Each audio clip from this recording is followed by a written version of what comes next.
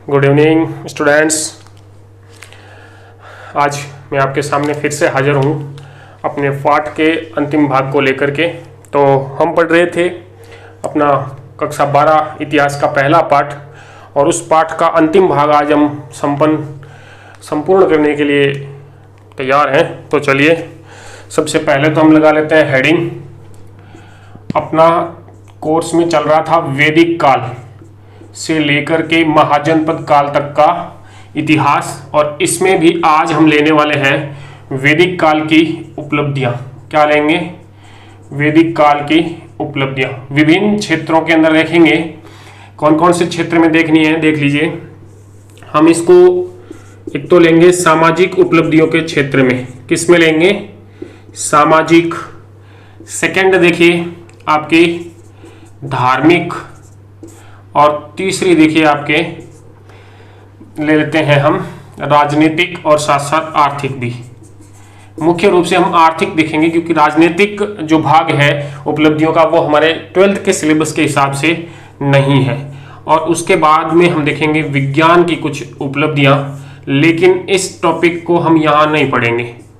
यहाँ इसलिए नहीं पढ़ेंगे क्योंकि जो विज्ञान की उपलब्धियां हैं ये सारी उपलब्धियां क्रमशः हम पढ़ेंगे गुप्त काल के अंदर, शुरू से लेकर के भारतीय इतिहास के अंदर, भारतीय सभ्यता के अंदर विज्ञान के क्षेत्र में क्या प्रगतियां हुई है, इन सब का जो अध्ययन है वो हमें करना है गुप्त काल के अंतर्गत। आ गई बात समझ में? तो उसको अभी हम यहाँ नहीं लेंगे, उसके साथ पढ़ेंगे। अब रही बात सामाजिक एस्पेक्ट, सामाजिक पक्ष की, तो सबसे पहले हम ये शुरू करेंगे वैदिक काल का समाज या सामाजिक उपलब्धियां। और इसको पढ़ने से पहले इसको भी हमने अलग अलग भागों में बांट के पढ़ना है। तो देखिए, सबसे पहला इसके अंदर हम पढ़ेंगे कि वैदिक काल का परिवार कैसा है, वह उस परिवार के अंदर स्त्रियों की दशा, किसकी दशा? स्त्रियों की दशा क्या है, ये पढ़ेंगे। उसके बाद में हम देखेंगे तत्कालीन समाज के अंदर कुल मिलाकर के क्या स्थिति रही है, वर्ण व्यवस्था के बारे में देखेंगे। वर्ण व्यवस्था के साथ ही साथ हम उनके आश्रम व्यवस्था के बारे में जानेंगे, आश्रम व्यवस्था। उसके बाद में हमें देखना है यहाँ पे पुरुषार्थ की अवधारणा। किसको देखेंगे? पुरुषार्थ की अवधारणा, पुरुषार्थ। ठीक बात है। उसके बाद में देखिए, पुरुषार्थ के बाद में हमको इसमें अगला भाग पढ़ना है संस्कारों की अवधारणा, संस्कारों की अवधारणा। और उसके बाद में हम देखेंगे इसमें कुछ यज्ञ और कुछ ऋण। तो देखिए, मनुष्य जन्म लेते ही कुछ ऋणों का ऋणग्रस्त हो जाता है, प्लस उसे इन ऋणों से बाहर निकलने के लिए, इसका मूल्य चुकाने के लिए जीवन में यज्ञ करने पड़ते हैं। तो ऋण और यज्ञ की जो अवधारणा है अपने समाज के अंदर, उसके बारे में भी हम जानेंगे। तो देखिए, ये जो सामाजिक पक्ष जो है वैदिक काल का, ये हमारे लिए काफी महत्वपूर्ण होने वाला है। ठीक है, इससे कई प्रकार के प्रश्न भी पूछे जाते हैं। जो जो सब टॉपिक आपके सामने मैंने लिखे हैं, जैसे वर्ण व्यवस्था हो गया, आश्रम, पुरुषार्थ, संस्कार, ऋण और यज्ञ, यहां से आपका डायरेक्ट सवाल पूछा जाता है। इसलिए इस कंसेप्ट को एकदम क्लियर करना सबसे इजी है और सबसे आसानी से याद होने वाला है। आई बात समझ में? तो हम वैदिक काल के अंदर सामाजिक उपलब्धियां, और सामाजिक उपलब्धियों के अंदर अब सबसे पहला भाग लेते हैं परिवार और स्त्रियों की दशा।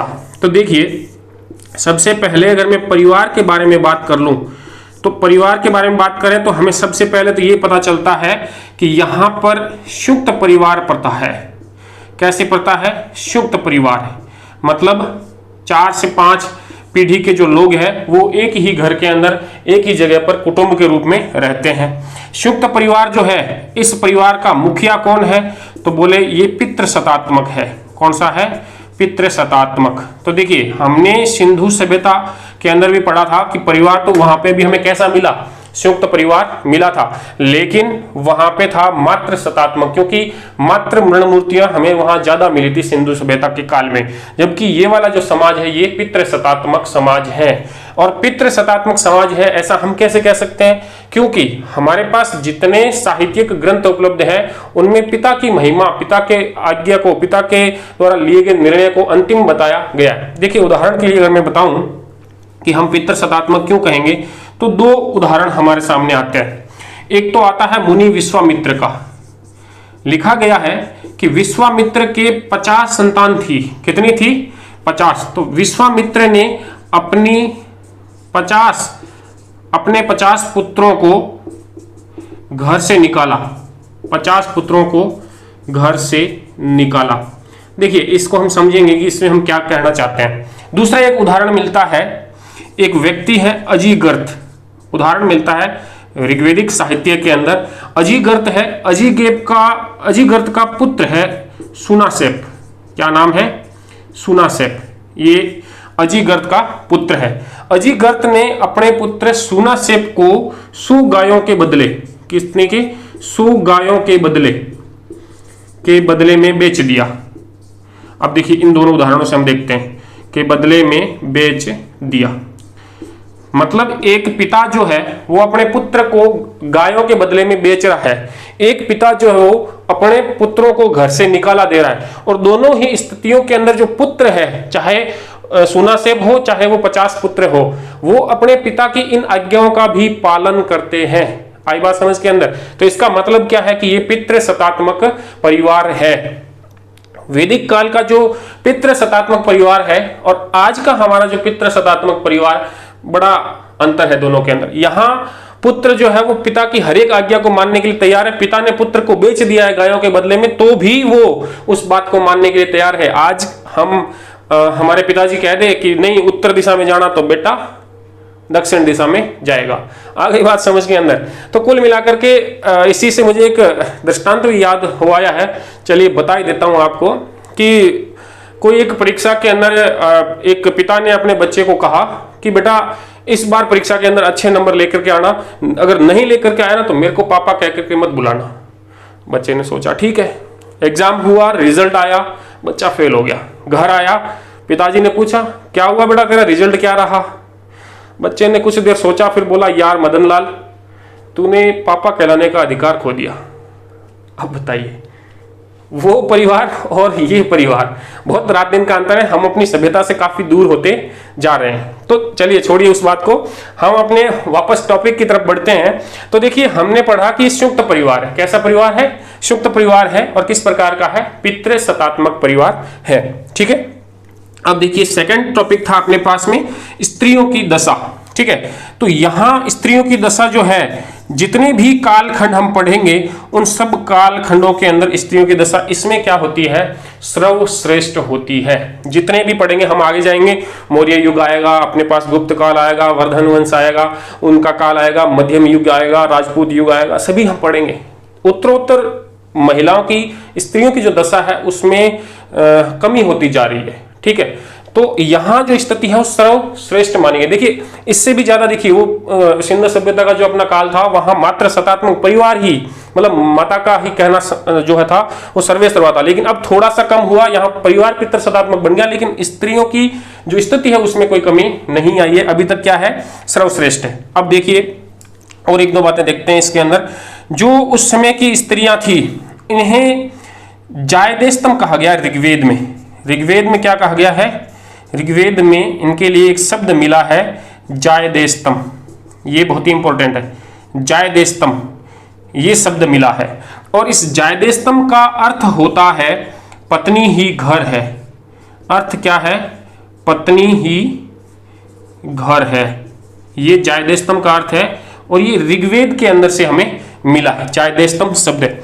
ठीक है। इसके अलावा देखिए, ये मैं इधर वाला जो भाग है वो मिटा देता हूं, वापस अपन आगे आगे टॉपिक में जैसे जैसे पढ़ेंगे तो उसको पकड़ के चलते रहेंगे। ठीक है। तो देखिए, जायदेस्तम किसके लिए कहा गया है? महिलाओं के लिए कहा गया। और किसमें कहा गया है? ऋग्वेद में कहा गया। इसके अलावा देखिए, इस समय की स्त्रियां जो है ये युद्ध में भाग ले सकती थी। स्त्रियां युद्ध में भाग लेती थी। इसका मतलब हुआ कि पुरुषों के समान ही इनको भी अधिकार प्राप्त था। आगे बात समझ में। दूसरा बिंदु देखिए, स्त्रियां जो है वो सभा और समिति की बैठकों में भाग लेती थी। स्त्रियां सभा व समिति की बैठकों में, सभा और समिति हम पढ़ चुके हैं, दो जो हमने संस्थाएं पढ़ी है राजनीतिक पक्ष के अंतर्गत। तो स्त्रियां सभा और समिति की बैठकों में भाग लेती थी। आई बात समझ के अंदर? इसका मतलब राजनीतिक प्रशासन जो कार्य चला रहा है उसके अंदर भी महिलाओं की भागीदारी सुनिश्चित थी इस समय के अंतराल में। अब देखिए, विवाह स्वयं की इच्छा से करती थी, विवाह स्वयं की इच्छा से कर सकती थी। देखिए कितने खुले वातावरण का माहौल मिल रहा है आपको यहाँ वैदिक सभ्यता को पढ़ने के अंतर्गत। आज हम कितने ही आधुनिक क्यों हो गए हैं, लेकिन जो महिलाएं हैं वो स्वयं की इच्छा से विवाह कर पाना लगभग हमारी ग्रामीण सभ्यता के अंदर तो संभव ही नहीं है। तो उस समय विवाह जो है वो स्वयं की इच्छा से भी कर सकती थी। विधवा विवाह प्रचलित था। देखिए, विधवा विवाह प्रचलित था। आ गई बात समझ में? विधवा विवाह क्या है? प्रचलित है।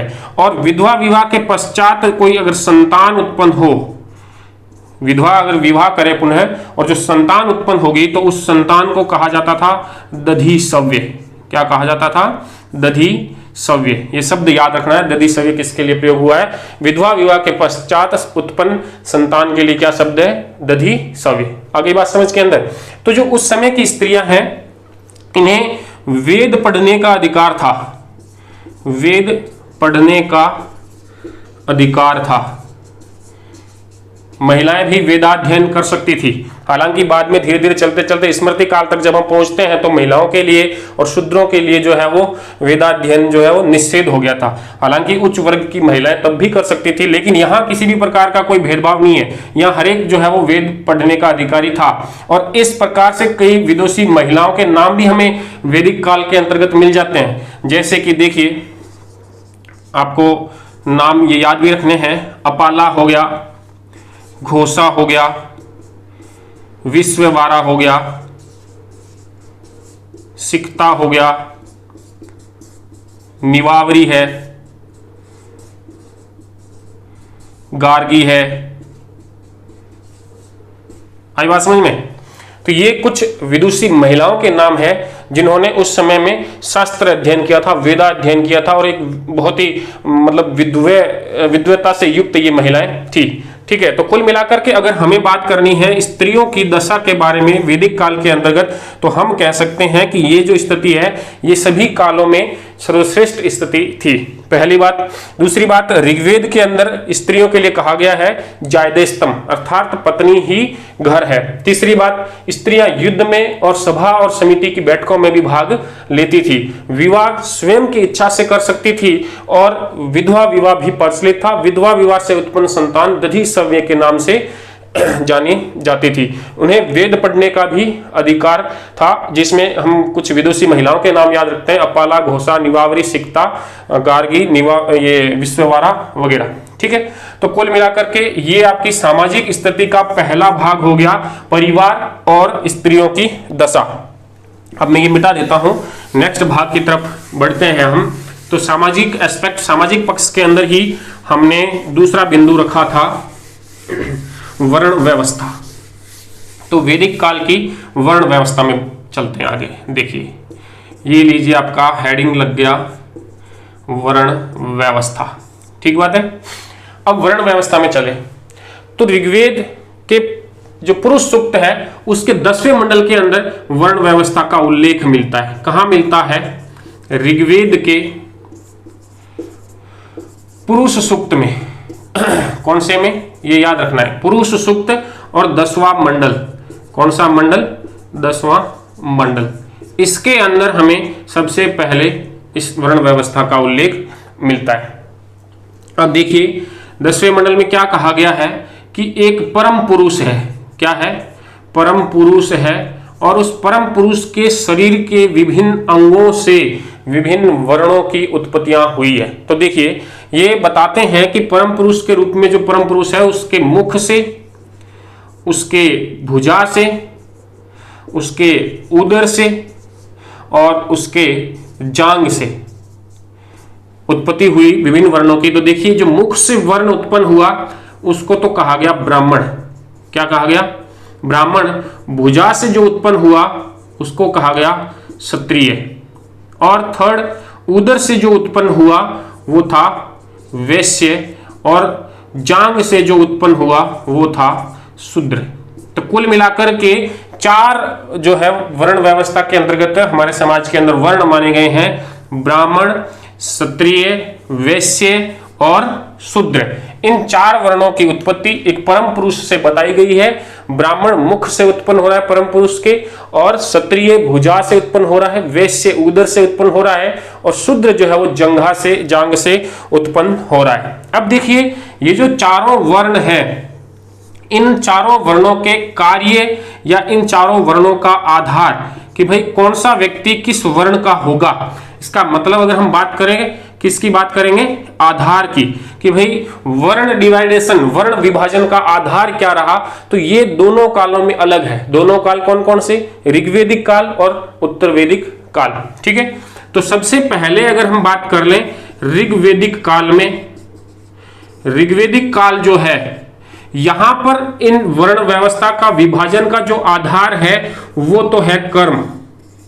क्या है, कर्म है। जब अभी इसको समझेंगे कैसे। उसके बाद में देखें उत्तर वैदिक काल, कौन सा काल, उत्तर वैदिक काल। तो उत्तर वैदिक काल में वर्ण विभाजन का जो आधार है वो है जन्म। क्या है, जन्म। ये इंपॉर्टेंट चीज है, आपको याद होनी चाहिए। अब देखिए इसको समझते हैं, इसमें बात क्या है। हमने कहा कि जो ये चार वर्ण हैं, ब्राह्मण, क्षत्रिय, वैश्य और शूद्र, इन चारों वर्णों की उत्पत्ति परम पुरुष से हुई है। और जब इनकी उत्पत्ति, इनका डिवाइडेशन हो गया, तो ब्राह्मण, क्षत्रिय, वैश्य और शूद्र कौन व्यक्ति होगा, इसका ऋग्वेदिक काल के अंदर आधार तो रहा कर्म। मतलब ये हुआ कि कोई व्यक्ति शूद्र परिवार के अंदर उत्पन्न हुआ, लेकिन अब वो कार्य क्षत्रिय का कर रहा है, तो उसका जो वर्ण होगा वो क्या होगा, उसके कार्य के आधार पर क्या हो जाएगा, क्षत्रिय हो जाएगा। आई बात समझ में। या ब्राह्मण के अंदर उत्पन्न हुआ है, ब्राह्मण वर्ण में उत्पन्न हुआ है, लेकिन अब वो वेदाध्ययन का कार्य ना करके व्यापार का कार्य कर रहा है, तो अब उसका वर्ण क्या हो जाएगा, वैश्य हो जाएगा। ये तो कब तक चला है, ऋग्वेदिक काल में ये मामला चला। उसके बाद उत्तर वैदिक काल आया। तो उत्तर वैदिक काल के अंदर अब कर्म के स्थान पर आधार क्या हो गया, जन्म। मतलब ये हुआ कि जो ब्राह्मण का पुत्र है वो अब उसका वर्ण ब्राह्मण ही रहेगा, चाहे वो कार्य ब्राह्मण का करे या ना करे। जो क्षत्रिय का पुत्र है वो क्षत्रिय ही रहेगा। जो शूद्र का पुत्र है वो चाहे उसमें कितनी भी योग्यता हो, वो सैनिक हो, युद्ध करता हो, लेकिन अब वो क्या रहेगा, अब वो शूद्र ही रहेगा, अब वो क्षत्रिय नहीं कहलाएगा।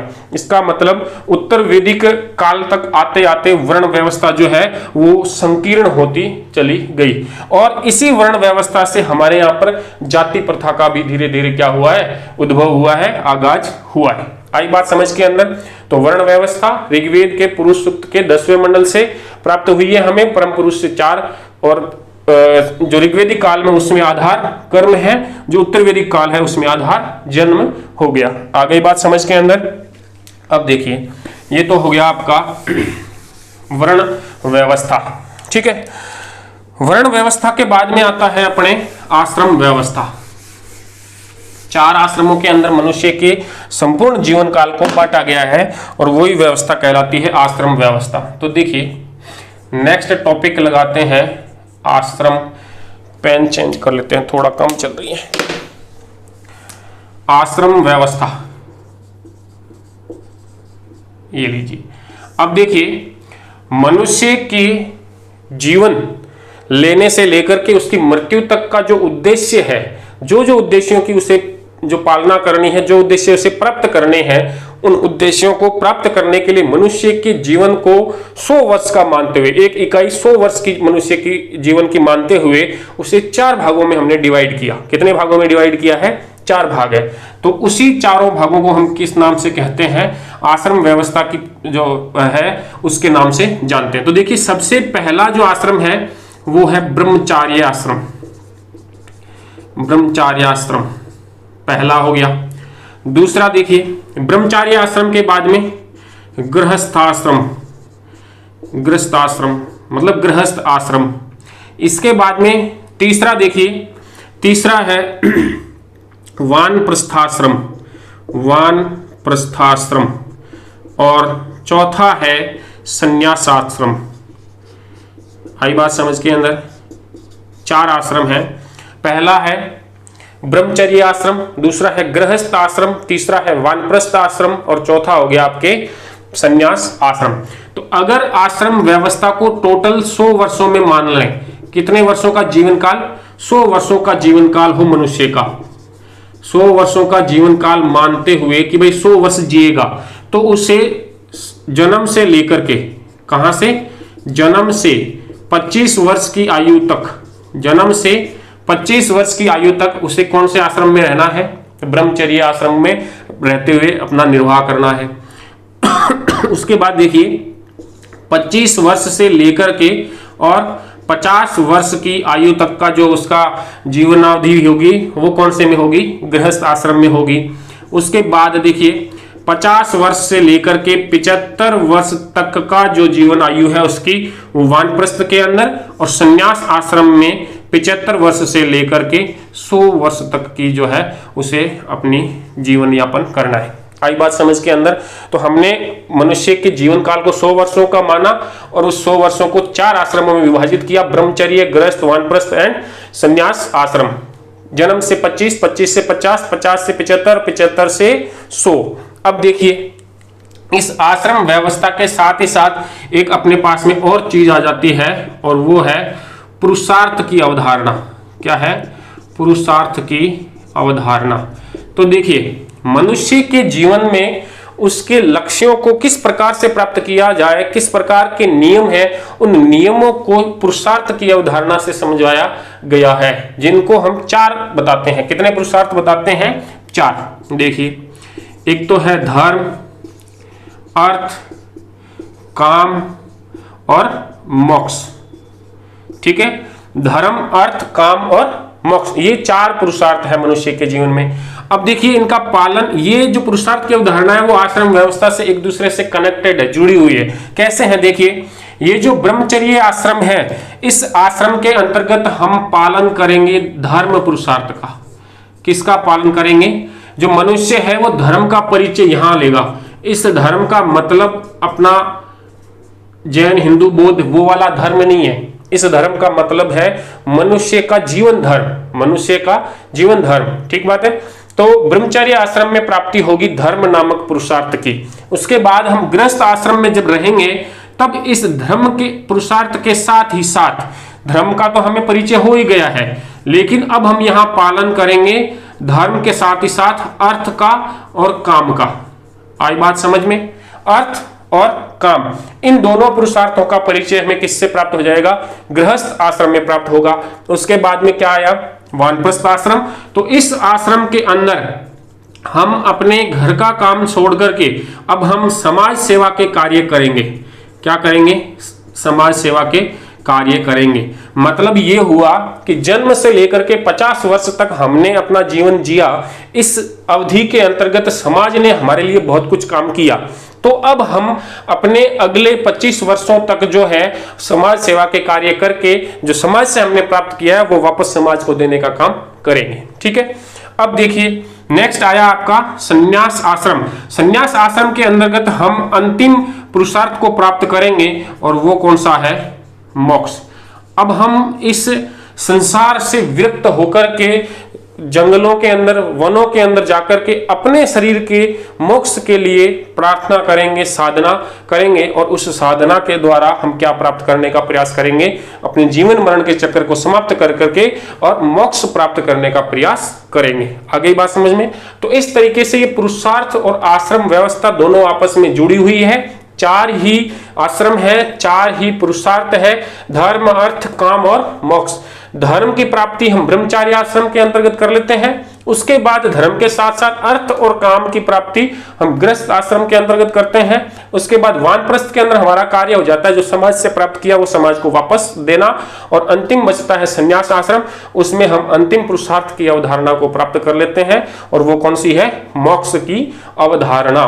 एक वैज्ञानिक रूप से मनुष्य के जीवन काल को 4 भागों में बांटना, उनके कर्तव्य निर्धारित करना और उनकी प्राप्ति के लिए नियम निर्धारित करना, इस प्रकार का प्रयोग भारत जैसे देश के अंदर ही हो सकता था, और वो भी इतना प्राचीन समय के अंतर्गत। आई बात समझ में? तो ये विश्व को भारतीय सभ्यता और संस्कृति की वैदिक काल की बहुत बड़ी देन मानी जा सकती है। आगे बात समझ के अंदर? तो अब हम आगे बढ़ते हैं इससे अपनी संस्कार व्यवस्था पे। ये मैं मिटा देता हूं। संस्कार व्यवस्था पे आ जाते हैं। तो सबसे पहला तो अपना परिचय करना है संस्कार शब्द से, मतलब कि संस्कार क्या है, संस्कार किसको कहेंगे। देखिए सबसे पहला मैं लगाता हूं हेडिंग संस्कार। तो देखिए संस्कार के लिए हम एक सर्वमान्य परिभाषा ये दे सकते हैं कि मनुष्य के व्यक्तिगत उन्नति के लिए, मनुष्य के व्यक्तिगत उन्नति के लिए धार्मिक और सामाजिक रूप से जो प्रयोजन निर्धारित किए गए हैं वो ही क्या है, संस्कार है। मतलब मनुष्य की व्यक्तिगत संपूर्ण उन्नति के लिए, आ गई बात समझ में। एक व्यक्ति है, उसको समाज में किस प्रकार से रहना है और समाज के अंदर किस प्रकार से रहते हुए वो अपना जो है वो अंतिम लक्ष्य प्राप्त कर पाएगा, उसके लिए जो भी नियम निर्धारित किए गए हैं, जो सामाजिक धार्मिक उपाय निर्धारित किए गए, वो क्या कहलाते हैं, संस्कार कहलाते हैं। तो देखिए संस्कार की परिभाषा हम लिख ही लेते हैं, तो हमें याद भी करनी है, ये पूछी जा सकती है। मनुष्य के व्यक्तिगत रूप से संपूर्ण प्रगति के लिए अपनाए जाने वाले धार्मिक व सामाजिक उपायों को संस्कार कहते हैं। आई बात समझ के अंदर। ये तो हो गई इसकी परिभाषा। अब देखिए ये जो संस्कार है वास्तव में है कितने, तो इस प्रश्न का जवाब कई ग्रंथ अलग अलग देते हैं। जैसे कि कई प्रकार के ग्रह सूत्र जो लिखे गए हैं वहां से हमें इनकी संख्या की जानकारी मिलती है।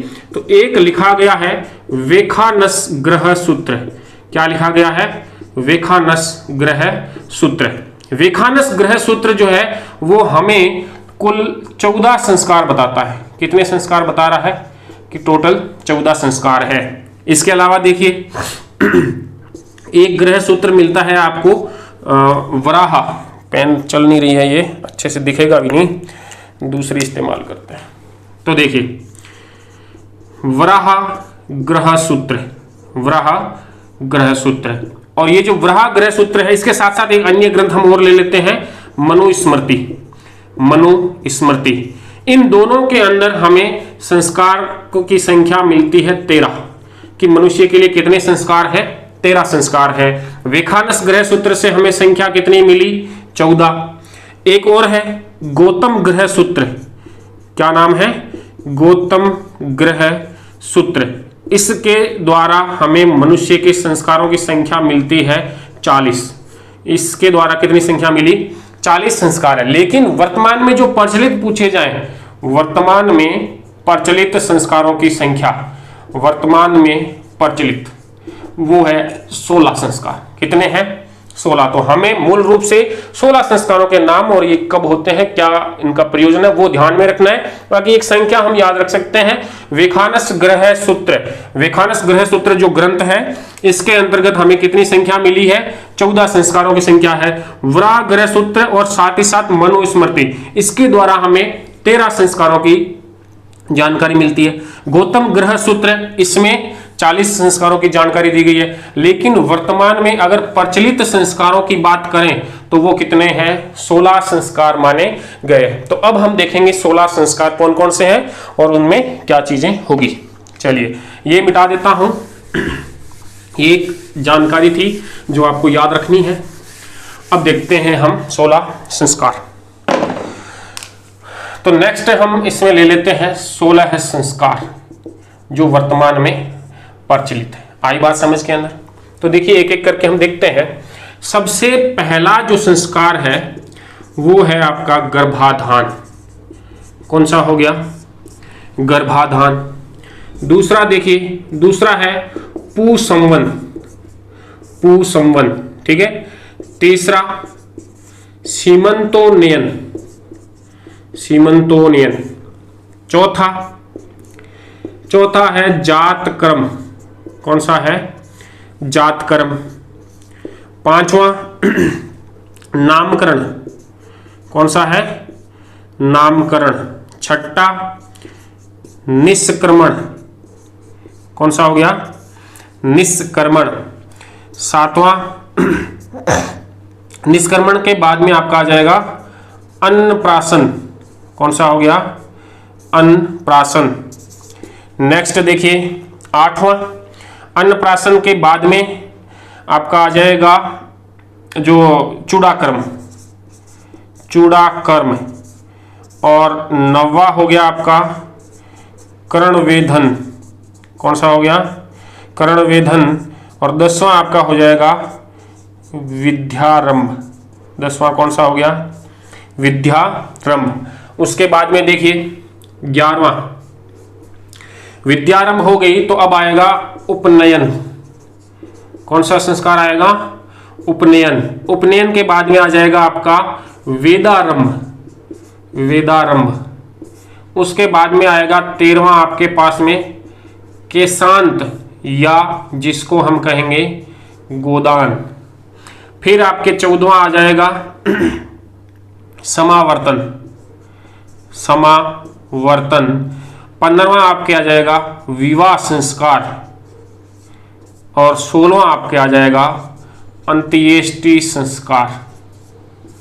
आई बात समझ के अंदर? तो ये 16 आपके संस्कार हो गए। अब हम एक एक करके देखिए, यहाँ रटने की कोई आवश्यकता नहीं है। एक बच्चा जन्म लेगा और वहां से लेकर के और उसकी मृत्यु तक के बीच में जो भी क्रियाकलाप है वो हम सब जानते हैं, क्या नहीं होते, क्या होते हैं। ठीक है, तो उन्हीं को तो याद रखना है, कर्म से आराम से याद रह जाएंगे। एक भी कहीं पे भी रट्टा मारने की जरूरत नहीं पड़ेगी। देखिए अब यहां से हम देखेंगे कि भाई ये होता क्या क्या है। ठीक है, तो देखिए सबसे पहला हमने लिखा गर्भाधान। गर्भाधान संस्कार का मतलब है जीव के मां के उदर में प्रवेश करने पर, उदर में प्रवेश करने पर। आई बात समझ में? जब जीव मां के गर्भ में प्रवेश करेगा, उदर में प्रवेश करेगा, तो उस समय जो सबसे पहला जो आपका संस्कार है वो कौन सा होगा? गर्भाधान संस्कार। ठीक है, उसके बाद में देखिए दूसरा संस्कार है पुसंवन। पु से पुत्र समझिए, तो पुत्र प्राप्ति की कामना के लिए, पुत्र प्राप्ति के लिए किया जाएगा। किसके लिए किया जाएगा? पुत्र प्राप्ति के लिए। कौन सा हो गया? पुसंवन। सबसे पहले जीव उदर में प्रवेश किया, प्रवेश करने के बाद में पुत्र प्राप्ति के लिए। और तीसरा सीमंतोनयन। अनिष्टकारी शक्तियां जितनी भी है, अनिष्टकारी शक्तियों से बचाव के लिए, अनिष्टकारी शक्तियों से बचाव हेतु जो संस्कार है वो कौन सा हो गया? सीमंतोनयन। नेक्स्ट जातकर्म।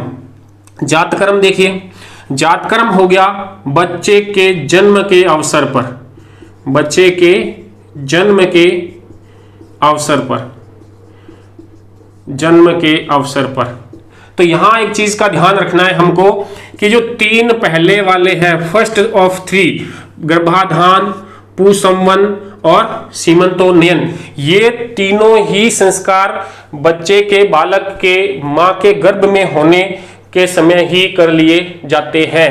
पहला जो बच्चे के जन्म के अवसर पर होगा वो कौन सा हो गया? जातकर्म। ठीक है, उसके बाद में देखिए नामकरण। नामकरण से स्पष्ट है क्या रखेंगे? बच्चे का नाम रखा जाएगा। ये जन्म के 10वें से लेकर के 12वें दिन के बीच में, 10वें से 12वें दिन। आई बात समझ में? मतलब 10वें, 11वें, 12वें इन तीनों दिनों में से किसी भी दिन जो है वो उस बच्चे का नामकरण करना शुभ माना गया है। ठीक है, ये संस्कार हो गया नामकरण का। निष्क्रमण का संस्कार। निष्क्रमण का मतलब बच्चा जब घर से पहली बार बाहर निकले, बच्चा जब घर से प्रथम बार बाहर निकले,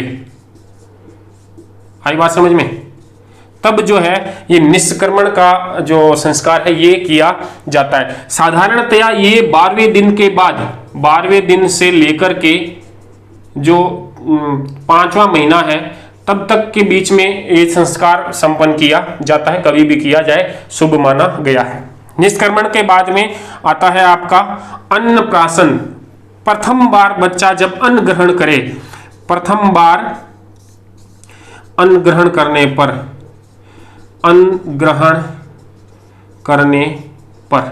आई बात समझ के अंदर। और ये जो है ये शुभ माना जाता है छठे महीने में, 6वें महीने के अंदर जो है वो ये शुभ माना गया है।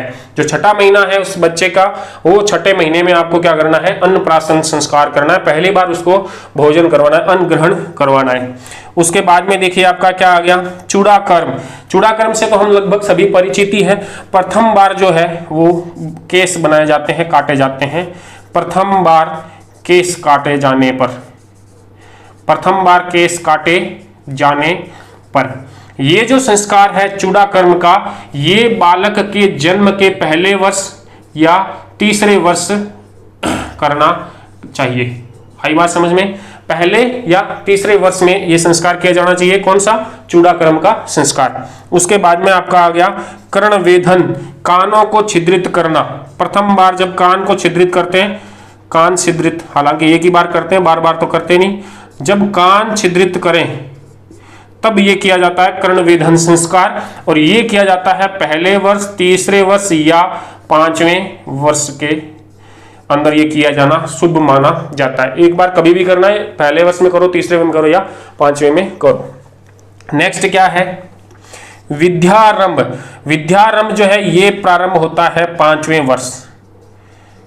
बालक जो है पहली बार विद्या अर्जन करने का कार्य प्रारंभ करेगा, वो 5वें वर्ष से होगा और यहां से वो विद्या आरंभ करेगा। ठीक है, अब है ये उपनयन संस्कार। ये सबसे इंपॉर्टेंट संस्कार है। देखिए, उपनयन संस्कार के बाद में व्यक्ति द्विज कहलाता है।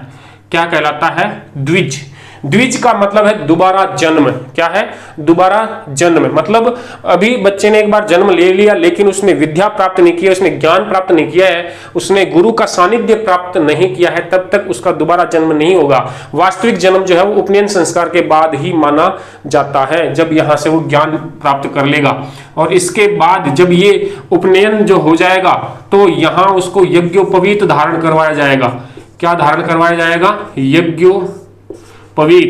आई बात समझ में। इस यज्ञोपवीत के अंदर 3 धागे होते हैं। कितने धागे होते हैं, 3। तीनों अलग अलग चीजों के प्रतीक है, सतोगुणी, तमोगुणी और रजोगुणी। सत, तम और रज, इन तीनों के प्रतिनिधि होते हैं ये तीनों धागे। और यहां से क्या माना जाएगा, उसे द्विज माना जाएगा और यज्ञोपवीत धारण करवाया जाएगा। ये हो गया आपका उपनयन संस्कार। अब है वेदारंभ। गुरु के पास बैठ करके वेद पढ़ना प्रारंभ करेगा। क्या प्रारंभ करेगा, वेद पढ़ना प्रारंभ। तो संस्कार कौन सा हो जाएगा, वेदारंभ संस्कार सबसे पहले। उसके बाद आएगा कैशांत। तो कैशांत का मतलब होता है वहां रहते हुए सर्वप्रथम दाढ़ी और मूछ, दाढ़ी मूछ बनाना। ये हो गया आपका कैशांत या गोदान। उसके बाद में है आपका समावर्तन। समावर्तन संस्कार गुरु के पास में किया जाने वाला अंतिम संस्कार है। अंतिम मतलब वो अंतिम संस्कार से मत समझ लेना, गुरु के पास में जो किया जाएगा वो सबसे लास्ट। आई बात समझ में, समावर्तन। और इसके बाद में उसको स्नातक माना जाएगा। क्या माना जाएगा, स्नातक माना जाएगा। मतलब उसने अब स्नान कर लिया। क्या कर लिया, हालांकि इस समावर्तन के संस्कार के अंदर स्नान का ही महत्व सर्वाधिक होता है। और उस स्नान के बाद में वो गुरु से आज्ञा लेकर के जो है आश्रम छोड़ करके और वापस गृहस्थ जीवन की तरफ बढ़ता है, तो यहां से उसको स्नातक माना जाएगा, समावर्तन हो गया। उसके बाद में विवाह। ये हो गया आपका गृहस्थ जीवन में प्रवेश। क्या हो गया, गृहस्थ जीवन में प्रवेश।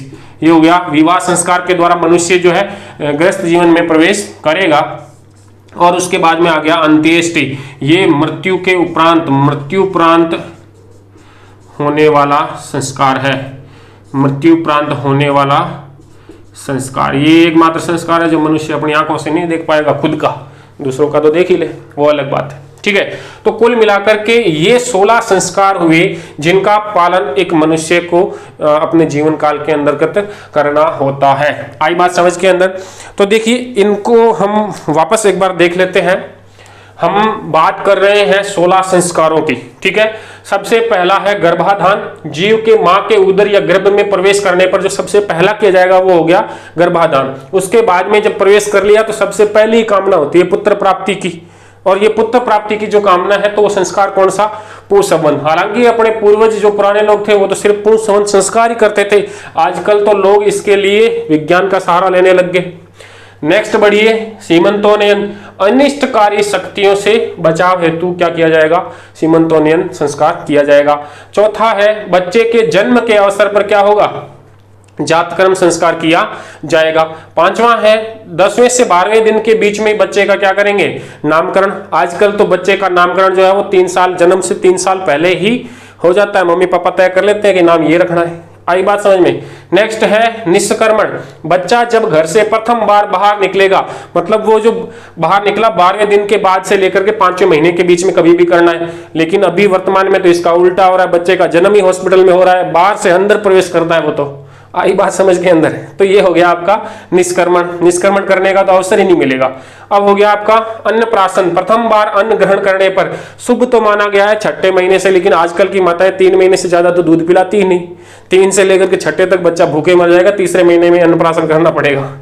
नेक्स्ट आ गया चूड़ाक्रम, प्रथम बार केस काटे जाने पर जो किया जाएगा वो होगा चूड़ाक्रम। हालांकि ये बहुत कम जो बचा है उसमें से ये एक है जो अभी भी पालन किया जा रहा है। नेक्स्ट है कर्णवेधन, कान छिद्रित करें, पहले 3 या 5वें वर्ष में करना शुभ माना गया है। कई लोग मना करते हैं कान नहीं वेदना चाहिए, अरे विज्ञान भी इस चीज को मान चुकी है, मेरे भी है, देख लो, वीडियो से नहीं दिखेगा, जब कभी मिलो तो देख लेना।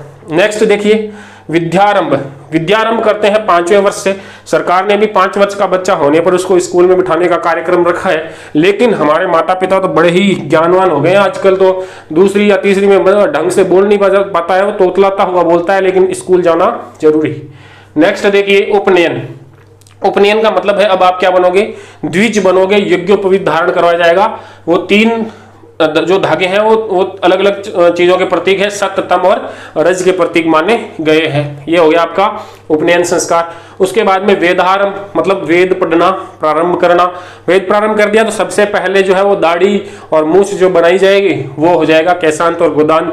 ये जो संस्कार है माता पिता को 10 वर्ष से पहले करना हो तो कर ले, बाकी 10 वर्ष के बाद तो संतान दाढ़ी मूछ के तो हाथ नहीं लगाने देगी। आई बात समझ में, तो काय का केशांत बनेगा अपने। उसके बाद में हो गया समावर्तन, मतलब आपको क्या माना जाएगा, स्नातक माना जाएगा, मतलब गुरु के पास से आप वापस घर लौटोगे।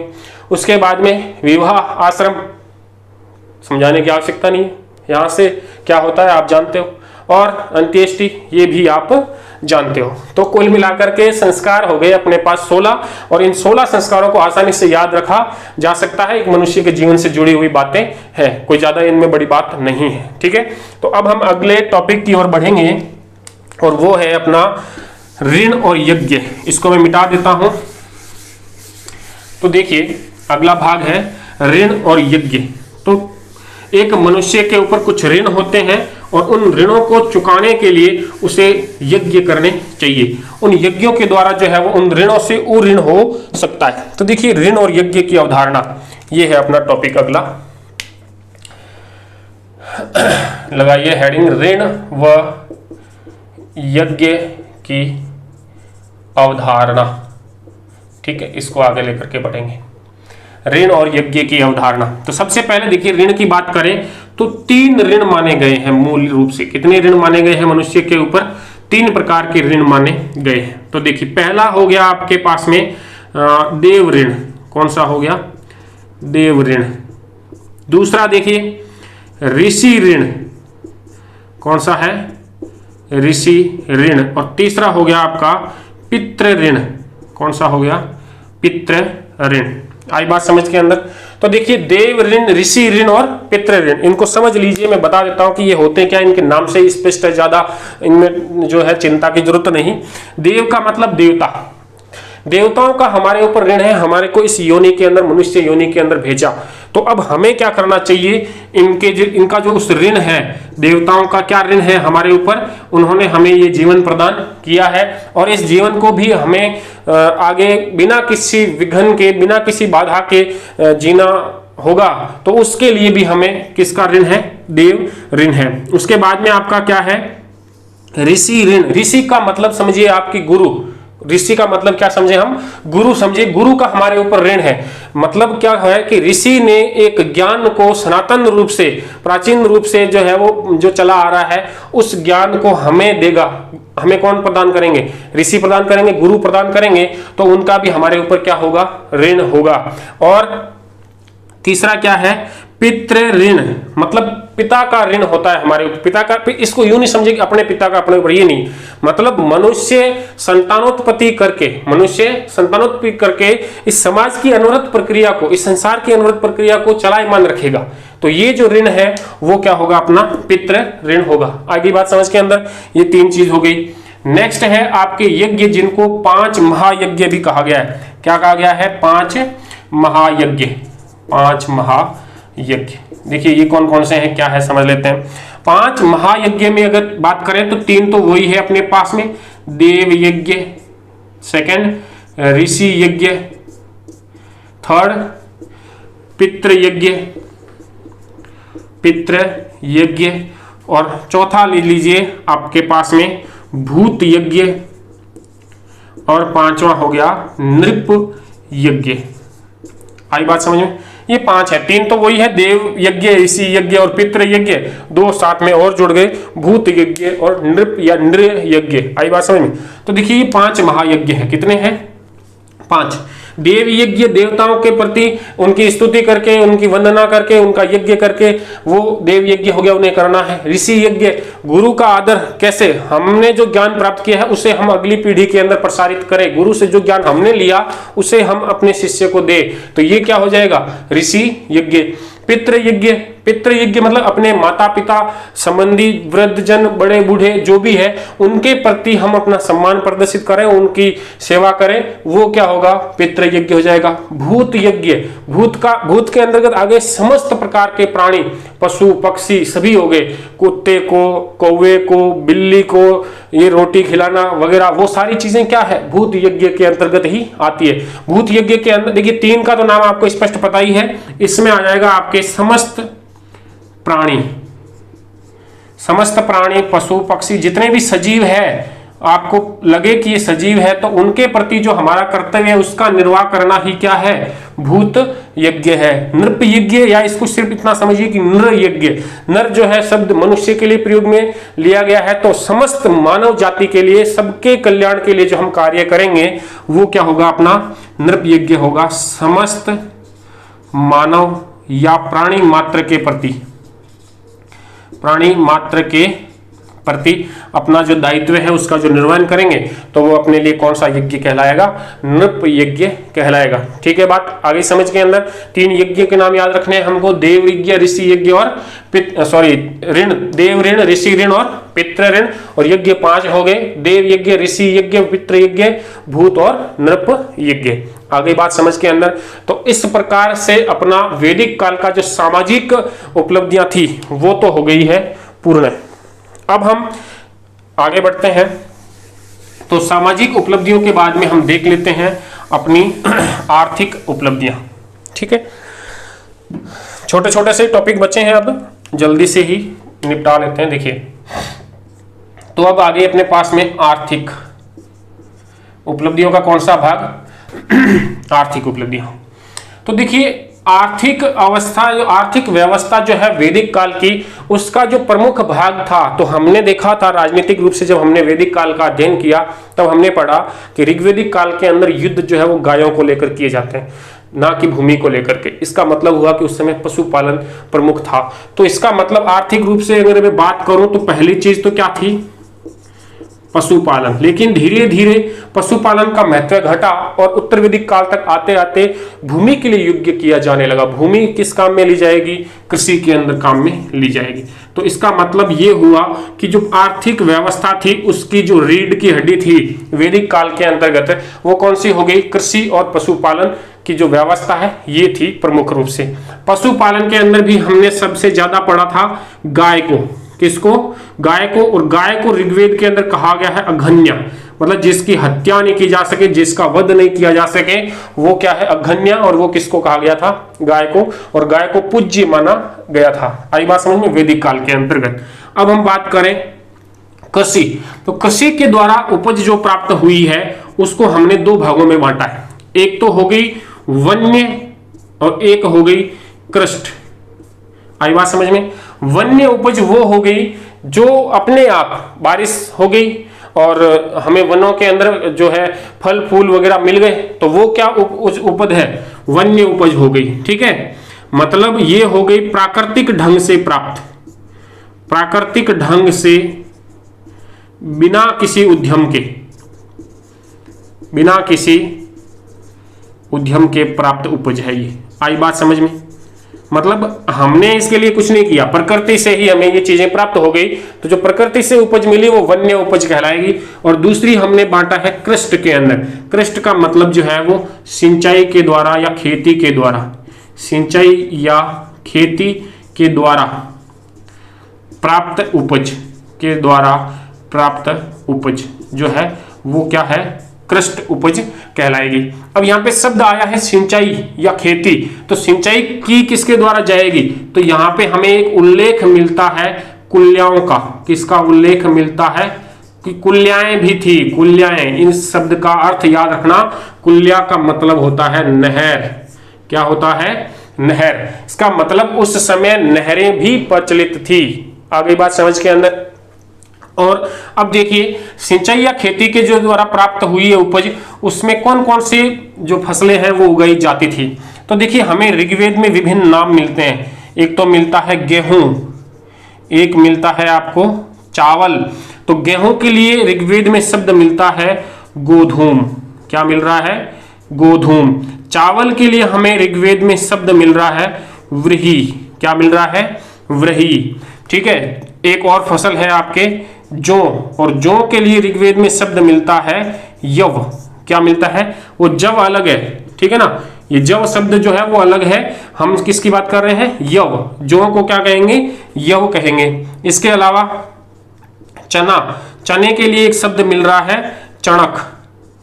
क्या शब्द मिल रहा है, चणक। इसके अलावा उड़द, उड़द की जो दाल है उसके लिए भी शब्द मिलता है माल। उड़द के लिए शब्द मिला ऋग्वेद में माल। चने के लिए चणक, जौ के लिए यव, व्रीहि के लिए चावल, गोधूम मतलब गेहूं।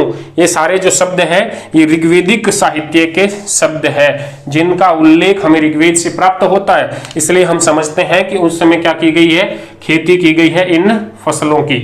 आई बात समझ में? अब तो ये हो गया सिंचाई।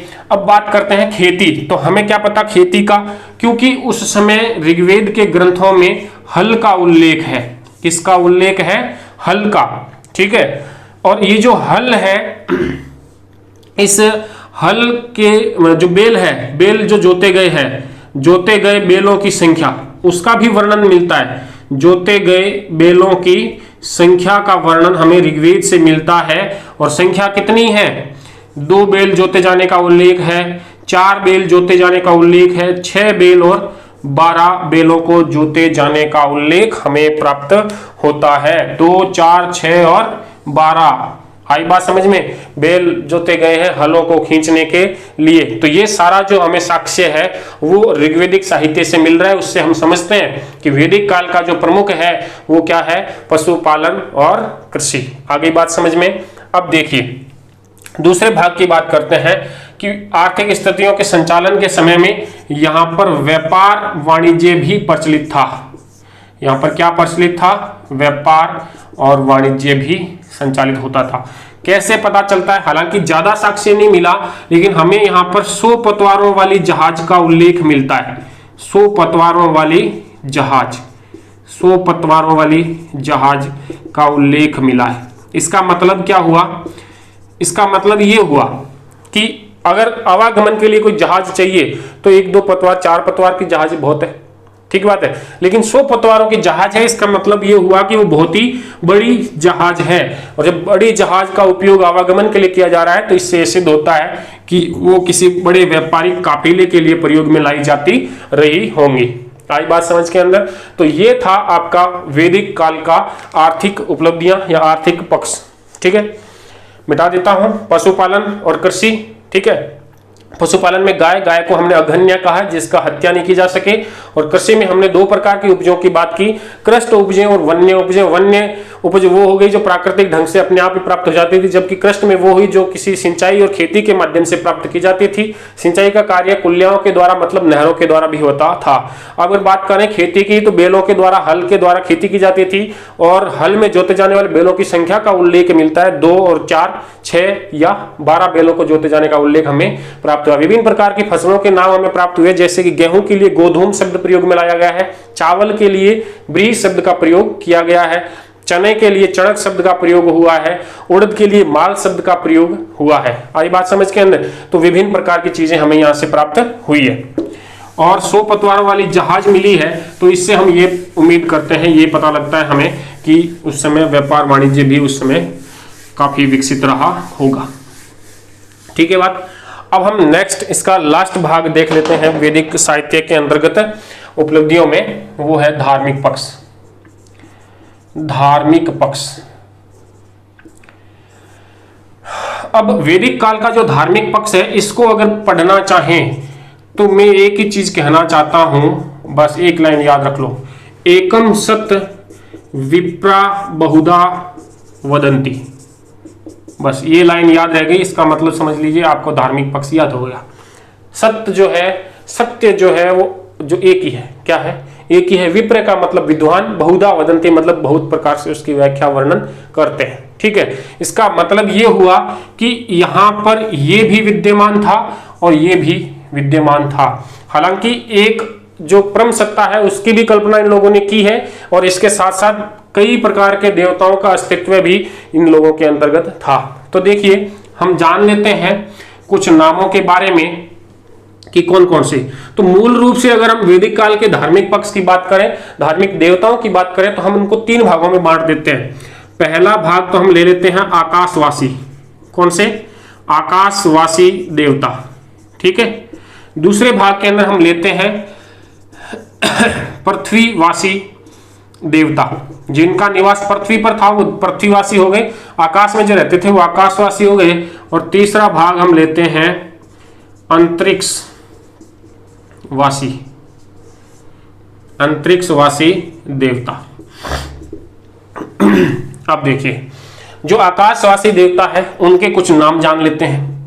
तो आकाशवासी देवताओं में ध्रुव, सूर्य, विष्णु, सावित्री, अदिति, उषा, मित्र, अश्विन, ये कुछ प्रमुख देवता हैं जिनको हम क्या मानेंगे? आकाशवासी देवता मानेंगे। उसके बाद में हम बात करते हैं पृथ्वीवासी देवताओं के बारे में। तो पृथ्वीवासी में भी एक तो स्वयं पृथ्वी हो गई, दूसरा देखिए सोम देवता, तीसरा अग्नि देवता। ये सारी चीजें पृथ्वी पर ही उपलब्ध है वर्तमान में भी अगर बात करें। ठीक है, पृथ्वी हो गए, सोम हो गए, अग्नि, सरस्वती नदी, इसके अलावा बृहस्पति। आई बात समझ में? पृथ्वी, सोम, अग्नि, सरस्वती, बृहस्पति, ये जो देवता है ये पृथ्वीवासी देवता माने गए थे। अंतरिक्षवासी देखिए, अंतरिक्षवासी में देखिए वाम, वरुण, इंद्र, रुद्र, पर्जन्य, मारुत। आई बात समझ में? पर्जन्य बादलों के देवता थे, मारुत आंधी तूफान के देवता थे, इंद्र वर्षा के देवता थे, रुद्र शिव के लिए कहा गया है विनाश के देवता थे, वाम और वरुण, पृथ्वी, सोम, अग्नि, सरस्वती, बृहस्पति, धौम, सूर्य, विष्णु, सावित्री, अदिति, उषा, मित्र और अश्विन। ये विभिन्न देवताएं हैं। हमें इन देवताओं के बारे में सिर्फ इतना याद रखना है कि इस वैदिक काल के अंदर परम सत्ता की भी कल्पना थी और उसके साथ ही साथ देवताओं को विभिन्न भागों के अंदर भी बांटा गया था, विभिन्न देवताओं की कल्पना भी इन्हें थी। उसके बाद हम बात करते हैं आकाशवासी देवता के अंदर, जिसमें अपने पास में आ जाते हैं धौम, सूर्य, विष्णु, इसके अलावा सावित्री, अदिति, उषा, मित्र और अश्विन। उसके बाद हम बात करते हैं पृथ्वीवासी की, तो उसमें पृथ्वी स्वयं हो गई, सोम हो गया, अग्नि, सरस्वती और बृहस्पति। और उसके बाद में हम बात करते हैं अंतरिक्षवासी देवताओं की। तो जो अंतरिक्षवासी देवता है वाम, वरुण, इंद्र, रुद्र, पर्जन्य, मारुत, ये हो गए आपके अंतरिक्षवासी देवता। तो कुल मिलाकर के ये हो गया आपका वैदिक काल का धार्मिक पक्ष पूरा। अब एक इसमें अंतिम छोटा सा बचा है, लेकिन हम चाहते हैं कि उसको गुप्त काल के साथ में जोड़ करके पढ़ेंगे, क्योंकि वहां पर भी हमें विज्ञान के क्षेत्र में विभिन्न प्रकार की उपलब्धियों को पढ़ना है। तो हम पूरा शुरू से लेकर के लास्ट तक जितनी विज्ञान की उपलब्धियां हैं सभी एक ही जगह पर, एक ही टॉपिक के अंतर्गत, एक ही वीडियो के अंतर्गत हम उसको देखेंगे। आगे बात समझ में? तो इस प्रकार से आपका कक्षा 12 का पहला पाठ भारत का वैभवपूर्ण अतीत पूरा हो चुका है कंप्लीटली। 7 से 8 वीडियो मिले हैं आपको लगभग इसके अंतर्गत। 7 से 8 घंटों का ये पाठ पूरा विस्तृत रूप से आपको समझाया गया है। एक बार इसको पढ़ें, 2 बार इसको पढ़ें, और मुझे 100% विश्वास है कि अगर आप इस वीडियो को 2 बार मन लगा करके ये सारे जो वीडियोस हैं देख लेंगे तो कहीं से भी आपका प्रश्न इससे बाहर नहीं जाएगा और ना ही गलत होगा। आई बात समझ में? ठीक है, तो अब मैं अगले विषयों के भी वीडियोज अपलोड करूंगा, और कुछ ही दिनों के बाद, जस्ट ज़्यादा समय के बाद नहीं, बहुत जल्द ही आपके लिए इससे अगला जो अपना पाठ है उसकी श्रृंखला हम प्रारंभ करेंगे। धन्यवाद।